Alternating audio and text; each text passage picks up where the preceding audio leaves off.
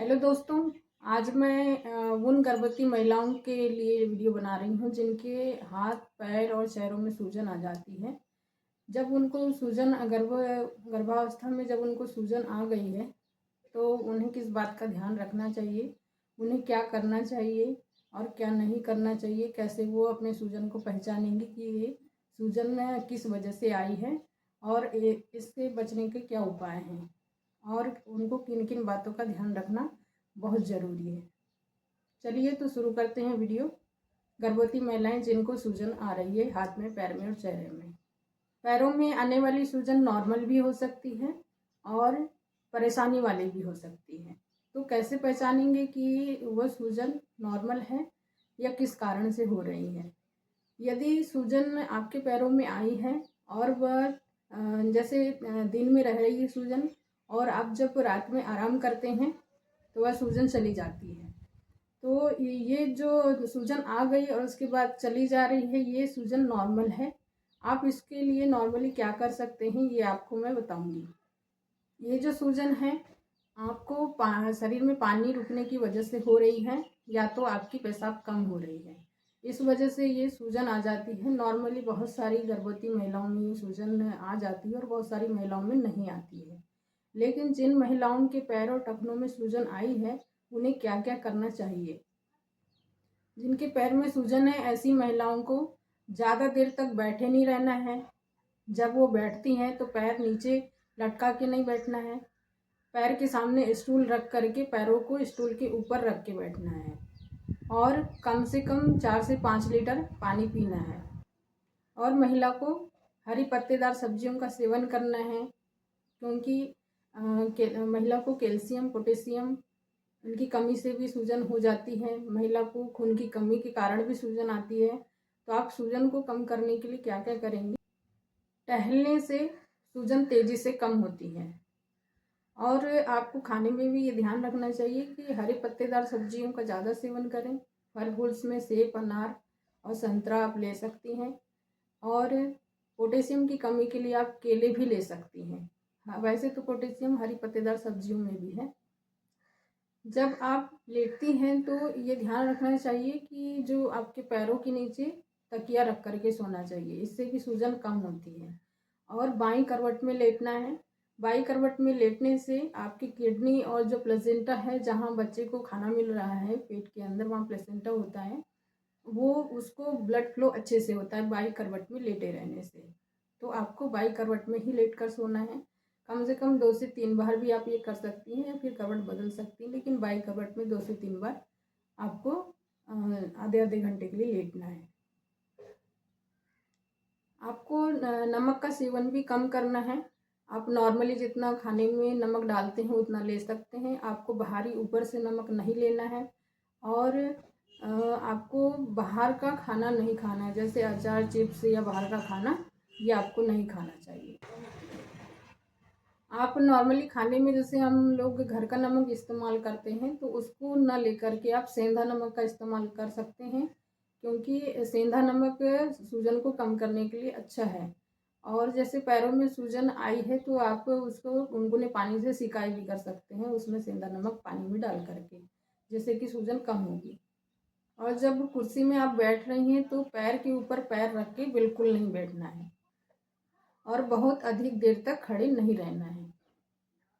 ये तो हुई आपको यदि पैर और टखनों में सूजन आई है और आ रही है और चले जा रही है तो ये नॉर्मल सूजन है। तो इससे आप कैसे बच सकती हैं और ये सूजन को आप कैसे कम कर सकती हैं और आपको किन किन चीज़ों का ध्यान रखना है, क्या करना है, ये सारी चीज़ें मैंने बताई। अब हम जानते हैं कि आपके पैरों में, टखनों में, हाथ में, पैर में, सब में, पूरे शरीर में सूजन आ गई है। और सूजन के साथ साथ आपको क्या हो रहा है कि चक्कर आ रहे हैं, सिर में दर्द हो रहा है, धड़कन तेज हो गई है आपकी, उल्टी जैसा लग रहा है और आंखों में धुंधलापन दिख रहा है। तो आपको अब सावधान रहने की ज़रूरत है। आपको अब चेकअप की अति आवश्यकता है।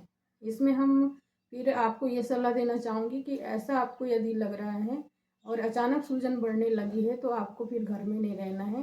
आप अपनी आशा बहन जी से संपर्क करेंगी और जो एनम बहन जी हैं उनसे संपर्क करेंगी और टीकाकरण सत्र में आपको चेकअप के लिए जाना है। वहाँ पे जांचों के दौरान आपका बीपी, शुगर और वज़न तो नहीं बढ़ रहा है ज़्यादा तेज़ी से, और सारी जांचें करी जाएगी, जिससे ये पता चलेगा कि यदि आपको जो सिम्टम्स मैंने बताए, उल्टी, चक्कर, सिर दर्द ये वाले, और आपकी पेशाब भी कम हो रही है और पूरे शरीर में सूजन आ गई है, तो आपका ये प्री एक्लेम्सिया का शुरुआत हो सकता है। यदि ये सारे सिम्टम्स आपको समझ में आ रहे हैं तो आपको अब घर पे नहीं रहना है। आप अपने आशा बहन जी से संपर्क करेंगी और एनएम सिस्टर से संपर्क करेंगी और आपकी फिर सारी जांचें की जाएगी, जिसमें सबसे ज़्यादा इम्पोर्टेंट है कि आपका बीपी, कहीं आपका बीपी तो नहीं बढ़ने लगा है। यदि आपका बीपी बढ़ने लगा है तो आपको और आपके बच्चे को की जान को अब खतरा है। आपको अलर्ट रहना है, सावधानी से हर बार चेकअप करवाना है और अपनी आशा बहन जी के साथ में आपको चेकअप के लिए जाना है। एनएम सिस्टर के रिफ़र करने के दौरान आपको रिफ़र किया जाएगा बड़े सेंटर पर, जहाँ पे हायर सेंटर में, कि वहाँ पे डॉक्टर से आपकी जांच शुरुआत करी जाएगी। जांच के दौरान यदि आपका बीपी 140 और 90 या उससे ज़्यादा आ रहा है तो डॉक्टर की जांच से गोलियां चालू होगी आपकी एम्लोडोपिन की। आपका यदि बीपी कितना है उसके हिसाब से 5 mg या 10 mg की आपको गोली खानी पड़ेगी, जिसको आपको खाना खाने के बाद में सुबह शाम लेना पड़ेगा। तो ये आप जो गोली है ये आपके बीपी को कंट्रोल करेगी और पूरी गर्भावस्था अच्छे से चलेगी, ताकि आपके बच्चे और आपको खतरा ना हो। आप गंभीर बीमारी जो डिलीवरी के समय महिलाओं को हो जाती है, बीपी, गर्भावस्था काल में बीपी के बढ़ने के कारण, उससे आप बच सकती हैं। और जो बीपी की गोलियां आपकी चालू हो गई है, यदि कभी ख़त्म हो जाती हैं तो आप पास के उप स्वास्थ्य केंद्र से या पास में जो भी आपको गवर्नमेंट हॉस्पिटल पड़ रहा है उसमें आपको ये गोली हर महीने के लिए मुफ्त में मिल जाया करेगी। इसलिए आप अपने घर में न बैठें, सूजन है और आपको ये सारे सिम्टम्स दिख रहे हैं तो आप ज़रूर आशा बहन जी और एनएम सिस्टर से संपर्क करें, अपनी जांच करवाएं।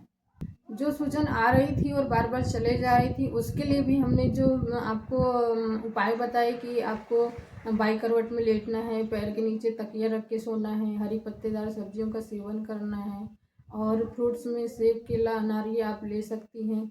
और ध्यान रहे कि आपको जो कैल्शियम की गोली दी जा रही है गर्भावस्था के चेकअप के दौरान, सुबह शाम कैल्शियम की गोली आपको लेना है। खाना खाने के बाद पानी के साथ में लेना है, सुबह शाम खाना है, जिससे कि आपका बीपी, कैल्शियम की गोली जो है आपका बीपी मेंटेन करती है और आपको प्री एक्लेम्सिया और एक्लेम्सिया में जाने से बचाती है। कोई भी सूजन हो, जैसे पैर जो सूजन आ रही थी और चले जा रही थी, या फिर ये वाली भी सूजन हो, तो इसमें भी नमक कम खाना है। ऊपर से बिल्कुल नमक वाली चीज़ें नहीं खाना है, जैसे नमकीन हो गया, फिर चिप्स हो गया, फिर बाहर से अचार वचार, पापड़, ये सारी चीज़ें नहीं खाना है। इसमें भी पानी आपको अधिक से अधिक पीना है और हरी पत्तेदार सब्जियों का सेवन करना है, फल फ्रूट्स भी खाना है और टाइम टाइम पे अपना चेकअप करवाना है। टाइम टाइम का मतलब हर महीने आपका चेकअप होगा। जब भी आपको आशा बहन जी बोलेंगी कि आपको बड़े डॉक्टर को दिखवाना है तो आप ज़रूर जाएं, लापरवाही बिल्कुल न बरतें। जो सूजन आ गई है और जाने का नाम नहीं ले रही है तो ये आपके लिए हाई रिस्क वाली चीज़ें हैं। आप अब हाई रिस्क प्रेगनेंसी में आ गई हैं, इसलिए आपको सावधान हो जाना है और टाइम टाइम पे गोली दवाई खाना है और अपने और अपने बच्चे के स्वास्थ्य को बचाने की जवाबदारी अब आपकी है। खाने में आप दाल, चना, प्रोटीन वाली चीज़ें, जैसे जो भी दाल में प्रोटीन है, जैसे मूंग की दाल हो गया, ये सब ले सकती हैं। आप अंडा ले सकती हैं, मीट मटन यदि खाती हैं तो वो खा सकती हैं। आपको दूध का भी सेवन करना चाहिए, उससे भी कैल्शियम मिलता है। ये जो शरीर में सूजन आई है ये हो सकता है आपको आपके कम ब्लड की वजह से भी हो सकता है कि आपका ब्लड 8 ग्राम, 7.5 ग्राम या 9 ग्राम के नीचे है, तो उसकी वजह से भी सूजन आ जाती है। तो इसके लिए आपको जो है कि एनम सिस्टर की सलाह से आपको सुबह शाम जो आयरन की गोलियां दी जा रही है उसको भी सुबह शाम लेना है। यदि आयरन की गोली आपको नहीं पच रही है तो आप विटामिन सी मतलब है कि नींबू, है ना, नींबू में विटामिन सी होता है, तो नींबू पानी में 2-4 या 5-6 बूंद आप ले सकती हैं और उस पानी के साथ में गोली खा सकती हैं आयरन की, तो वो अच्छे से पचेगी और फ़ायदा भी देगी, जिससे कि आपके शरीर में जो सूजन आई है ब्लड की कमी की वजह से, उसमें भी राहत मिलेगी। गर्भावस्था के दौरान जब आपका बीपी बढ़ रहा है और बीपी की गोलियां जो दी गई हैं उसे आप सावधानी से मतलब जिम्मेदारी से लें, सुबह शाम खाएं, क्योंकि यहाँ पे अब आपका और आपके बच्चे का सवाल है, क्योंकि जिस समय आपकी डिलीवरी होगी उस समय ये खतरे 9 महीने में 8 महीने से शुरुआत हो सकते हैं, जिसमें कि आते हैं झटके आने लग जाते हैं यदि बीपी ज़्यादा बढ़ने लग जाता है तो। इसलिए बीपी की गोली को टाइम टू टाइम ज़रूर से ध्यान से लेना चाहिए। सूजन को कम करने के लिए आपको बैठे बैठे बिल्कुल नहीं रहना है, टहलना, घूमना फिरना और थोड़ा सा वॉक करना बहुत ज़रूरी है, या छोटा मोटा व्यायाम, या आप अपने घर के छोटे मोटे काम कर सकती हैं, जिससे कि सूजन में कमी आएगी और आपको थोड़ा ठीक लगेगा। गर्भावस्था के दौरान जब महिला का बीपी बढ़ने लग जाता है तो उसको सिर में दर्द, चक्कर, उल्टी और आँखों में धुंधलापन और पेशाब में कमी, ये सारे लक्षण के साथ साथ कभी झटके भी आ जाते हैं। तो महिला को दौरा जब आता है तो ग्रामीण स्तर पे गांव के लोग ये सोचते हैं इसको बुरा साया लग गया है ना, झाड़ फूँक कराने चले जाते हैं।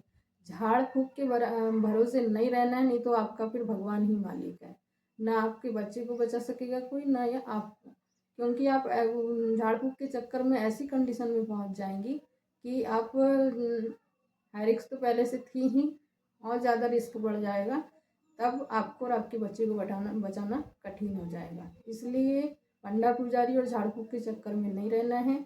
जल्दी से आपको ऐसे सिम्टम्स यदि दिखते हैं तो डॉक्टर के पास जाना है, अपनी आशा बहन जी से संपर्क करना है और अपनी एनएम सिस्टर से जांच करवाना है, ताकि जांच के दौरान आप में जो भी लक्षण हाई रिस्क वाले आ रहे हैं उसकी पहचान हो जाए और आपको सही सलाह के द्वारा सही डॉक्टर के पास पहुंचाया जाएगा।